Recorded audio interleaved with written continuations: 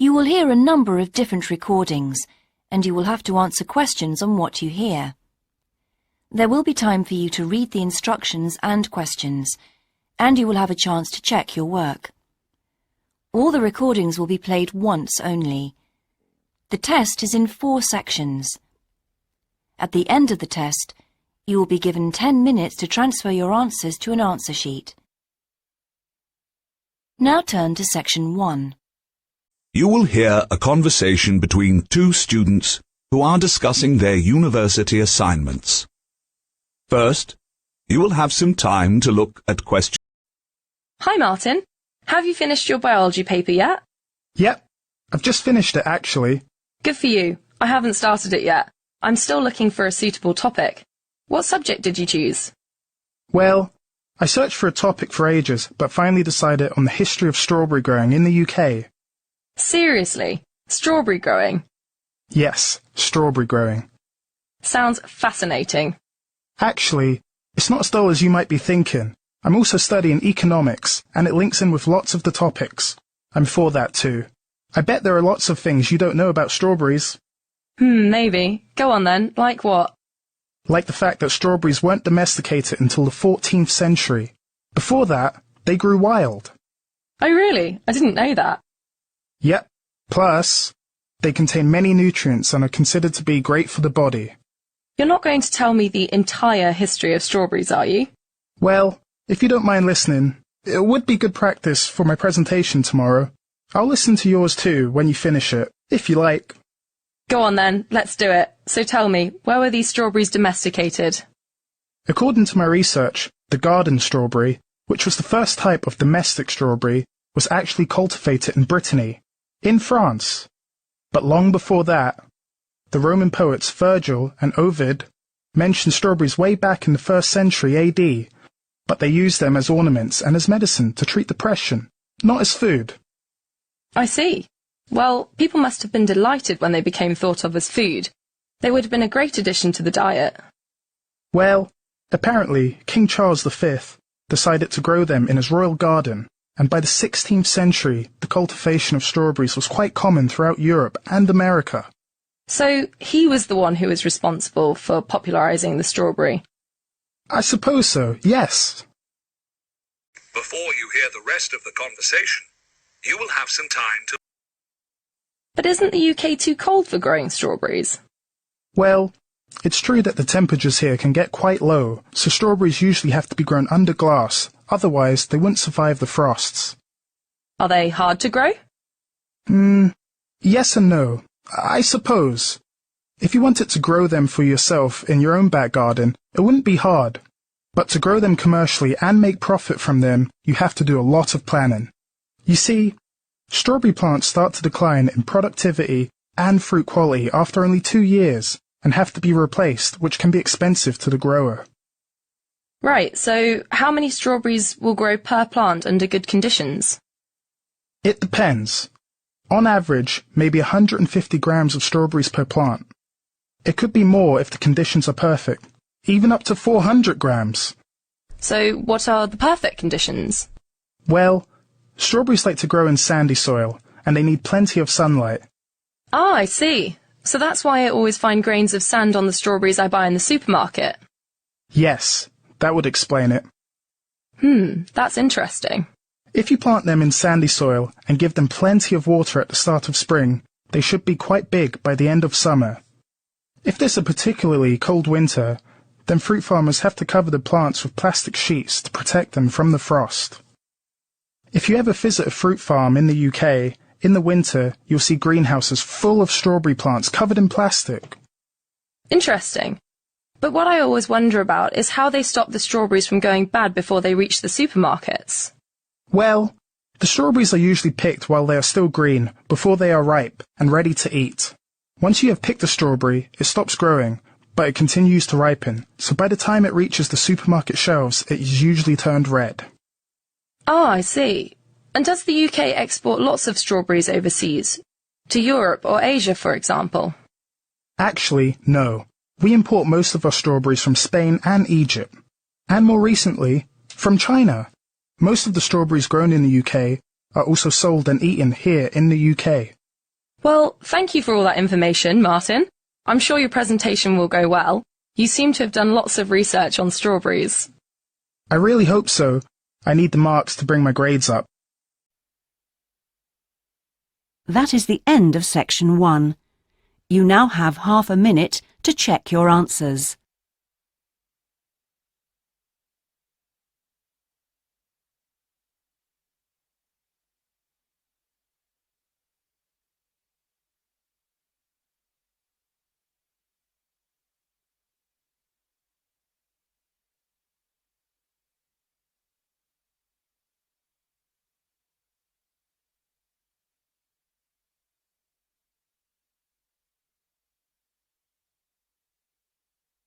Now turn to section 2.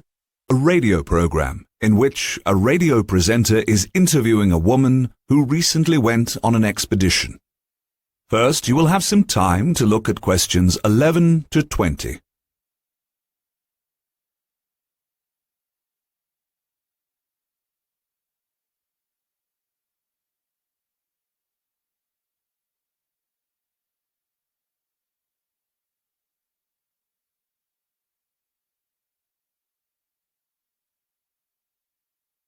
Listen carefully and answer questions 11 to 20.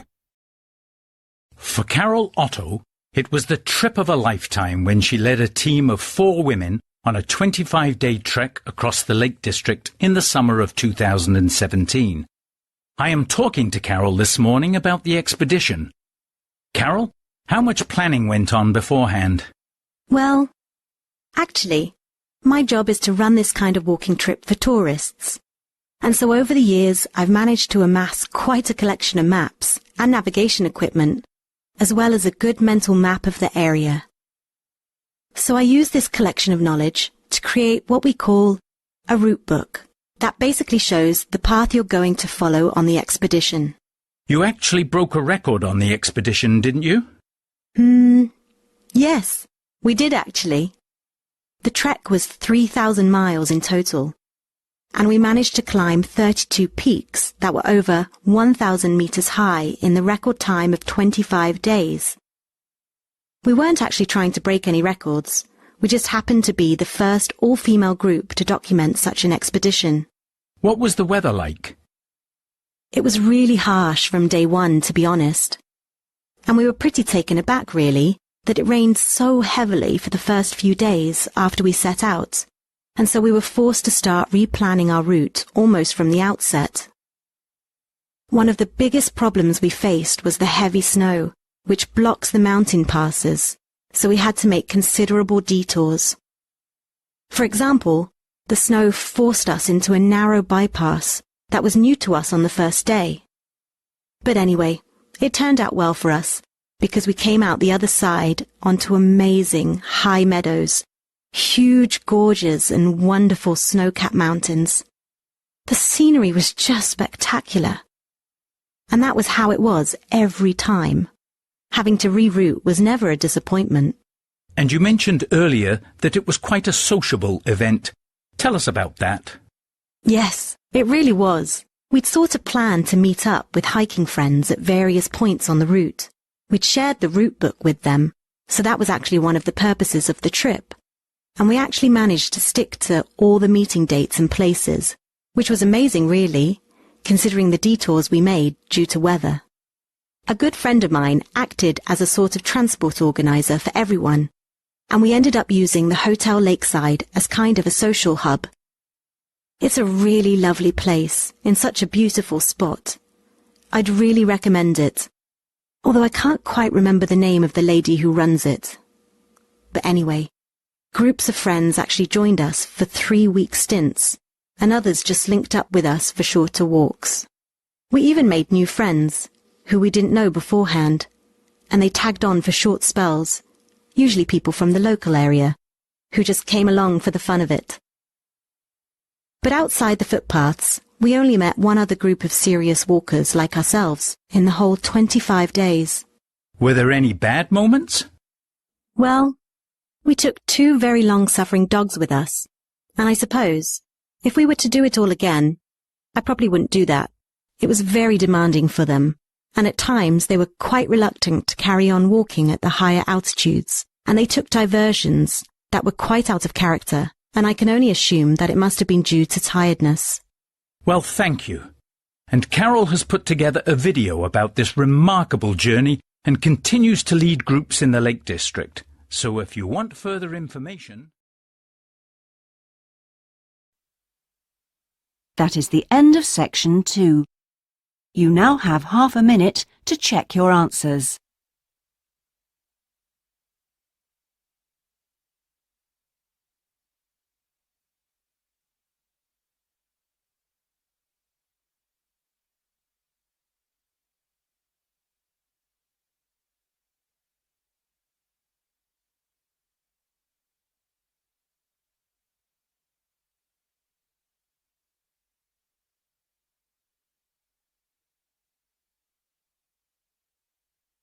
Now turn to section 3. You will hear a conversation between a male professor and a female student. First, you will have some time to look at questions 21 to 30.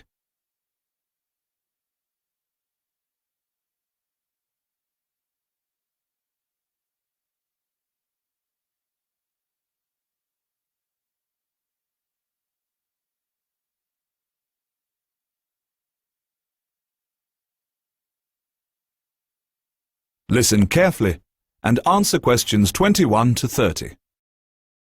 Excuse me, Dr. Jones. Do you have time to have a quick word with me? Of course. Please come in. Thanks. I'm Maria Gove, and I'm taking your course in marketing. Okay, and how can I help you? To be honest, I'm having difficulty with the second assignment that's due in on Monday. What sort of trouble are you having? Is the assignment question posing a problem for you? Well, that's part of the problem, but I'm also having trouble getting hold of the books. I've been to the library several times and all the books are lent out. Right. Well, it sounds like you should have started borrowing books a bit earlier. Well, I had a really important assignment to complete for another course, and I've been spending all my time on that. So I was wondering whether I might be able to get an extension and hand in your assignment at the end of the week instead. I see. Well, yes, it is possible, but extensions are normally given only for medical or compassionate reasons. Otherwise, it's really a question of organizing your study time better. We don't like giving extensions to students who simply didn't plan their workload properly. What did you get for your first assignment? I got 72%. Yes, you did very well indeed, so obviously you can produce good work when you plan properly. I don't think I'll need too much extra time, as long as I can get hold of some of the important references. Okay, well, since you did so well in your first assignment, I'm prepared to give you an extra 2 days for this one, so that'll mean you'll need to submit it on Wednesday 9 a.m. rather than on Monday. Oh, thank you. I really appreciate it.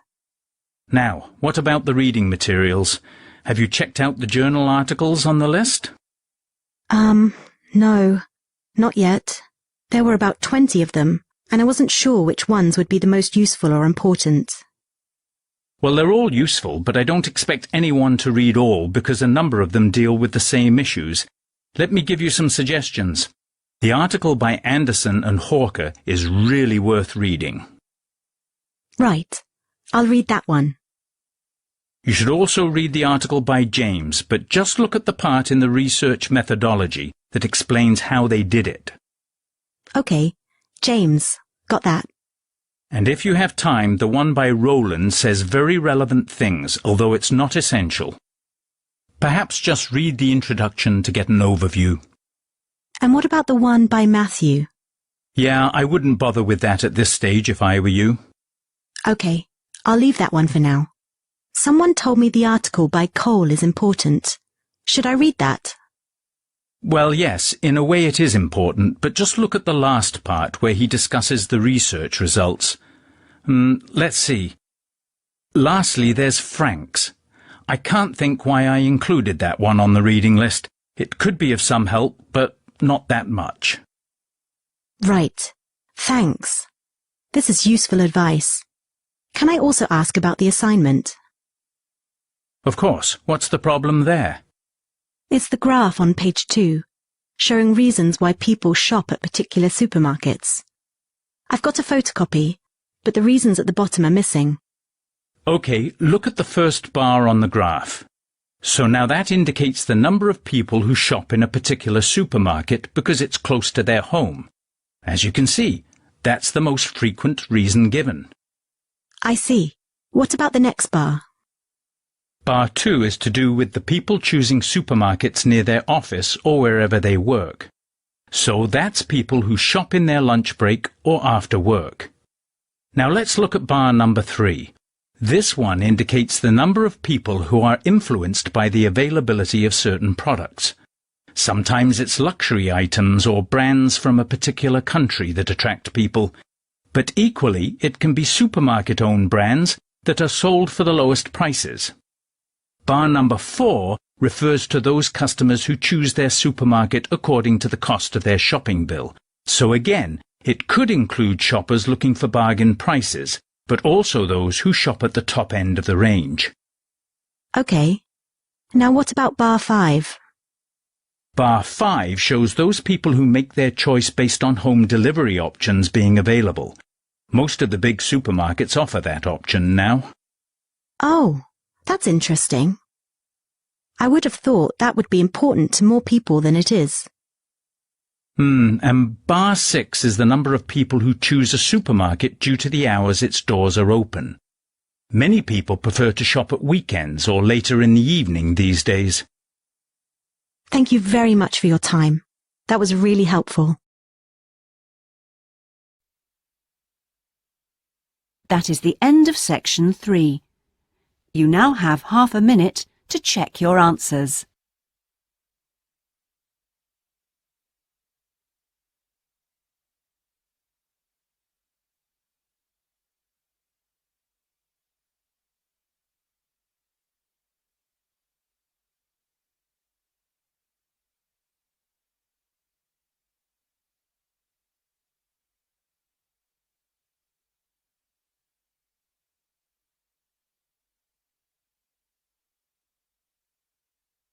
Now turn to section 4. First, you will have some time to look at questions 31 to 40.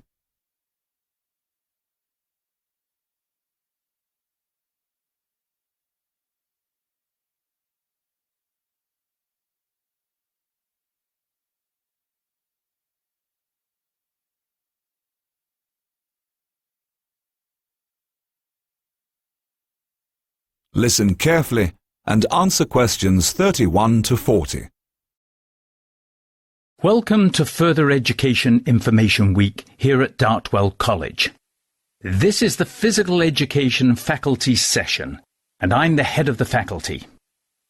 Over the course of the session, we will be giving you an overview of the types of courses we have on offer here at Dartwell, and also the requirements to apply for a place on one of the courses.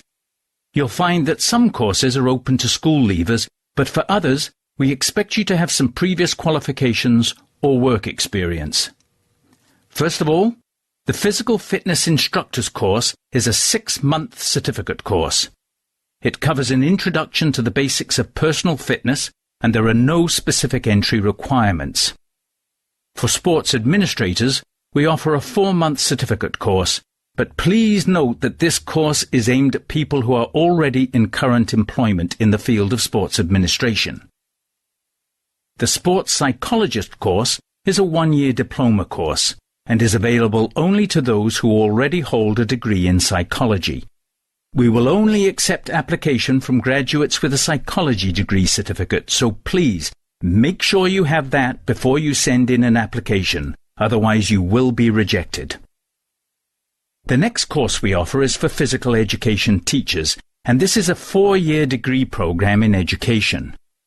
This course prepares aspiring teachers to deliver PE classes in primary and secondary schools, and as it is aimed at school leavers, there are no prior qualifications required.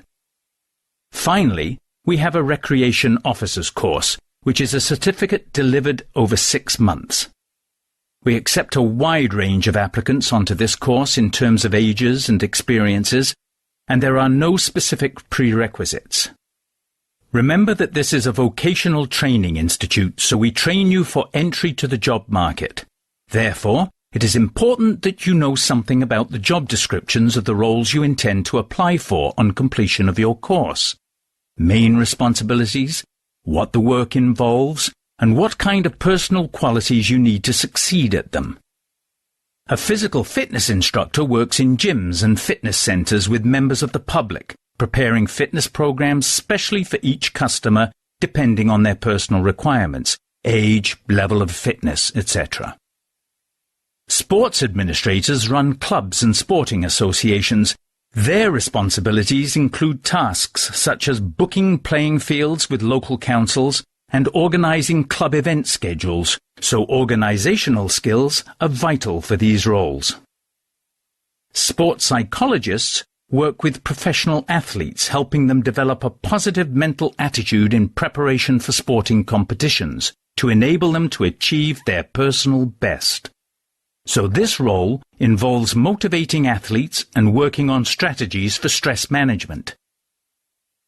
Physical education, or PE teachers, teach school-age children how to exercise and play various sports and other recreational activities correctly and safely.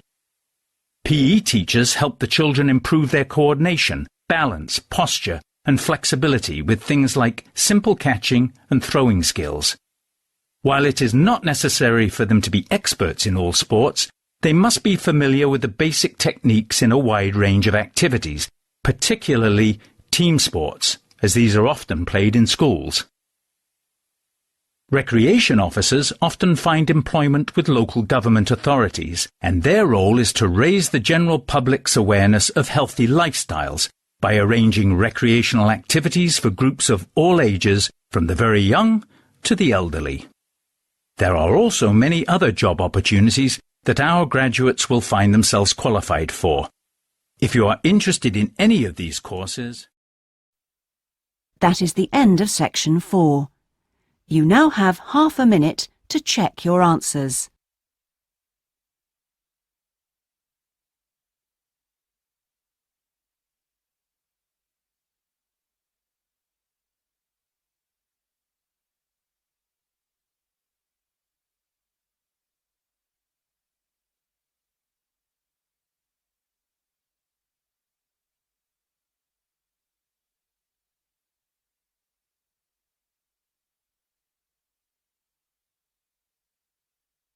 That is the end of the listening test.